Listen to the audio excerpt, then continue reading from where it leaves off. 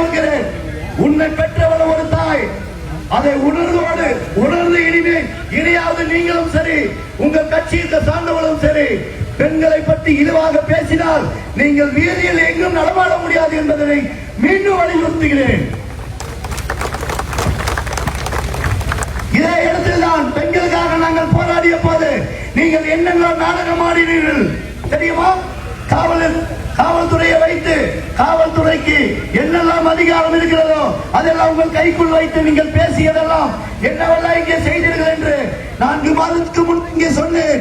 3 அமாவாசை தான், அதற்கப்புறம் உங்களுக்கு இருட்டுதான் வரும். வருகிறார் பார் ஜோசப்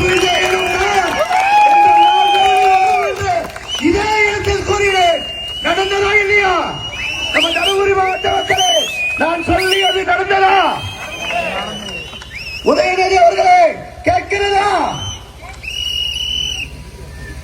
நிறுத்திக் கொள்ளுங்கள். எங்கள் வெற்றி கழக தலைவர் தளபதியிடம் நீங்கள் மோதினார் என்னவாகும் என்பதை இனி அறிந்து புரிந்து தெரிந்து கேட்டு தெரிந்து கொண்டு பேச கற்றுக்கொள்ளுங்கள். உதயநிதியே, உதவாநதி போல் பேசி மக்களை இழிவுபடுத்தி நினைத்தால் எதிர்கட்சி மட்டுமல்ல, 2011ஆம் ஆண்டு அது கூட இல்லாமல் போனீர்களே, இதே போல பேசினீர்களானால் 2031 சட்ட